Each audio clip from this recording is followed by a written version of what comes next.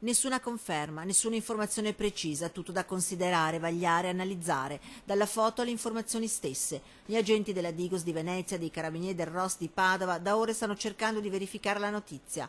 Francesco, uno dei tanti troppi foreign air fighters, nome di battaglia Abu Isat al-Islam, di presunte origini veneziane, sarebbe stato ucciso da una cecchina curda a Kobane. La notizia è rimbalzata su tutti i siti ed anche chi oggi è lì per aiutare la popolazione di Kobane, come alcuni ragazzi della rete No Global, cerca di trovare conferme o smentite. E sicuramente tra le file dell'ISIS ci sono molti stranieri, no? Ci sono molti stranieri. Finora non si è mai sentito parlare di un veneziano lì, anche i curdi lì non ce l'hanno confermata questa notizia. Si sta indagando, alla Digos e ai carabinieri del Rossa stanno arrivando ogni tipo di nome, ma nessuno si è fatto avanti, nessuno al momento ha riconosciuto dalla foto pubblicata un familiare, un figlio o un fratello.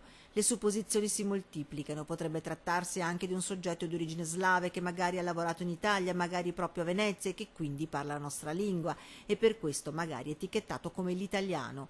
Che un combattente dell'ISIS sia stato freddato da un cecchino il 3 febbraio è altamente possibile, in quella data la città di Kobane stava combattendo per la sua liberazione e a far rimbalzare la notizia sono stati i Peshmerga, forze armate kurde. Quando c'eravamo noi ce n'erano 40 di Peshmerga a Kobane, quindi diciamo un apporto assolutamente marginale da un punto di vista sostanziale nella liberazione della città, quindi non è nemmeno una fonte diretta dei curdi siriani. La macchina investigativa però è in moto per trovare ove possibile dei riscontri e perché rimane di fondamentale importanza nella lotta al terrorismo capire come si muovono sul territorio. Ci domandiamo e cerchiamo di capire chi ha armato quel terrorista, chi ha messo i soldi per reperire le armi di cui quel terrorista poi fa uso. Quindi seguire i flussi di denaro pare a noi un'indicazione molto utile per capire che cos'è il terrorismo.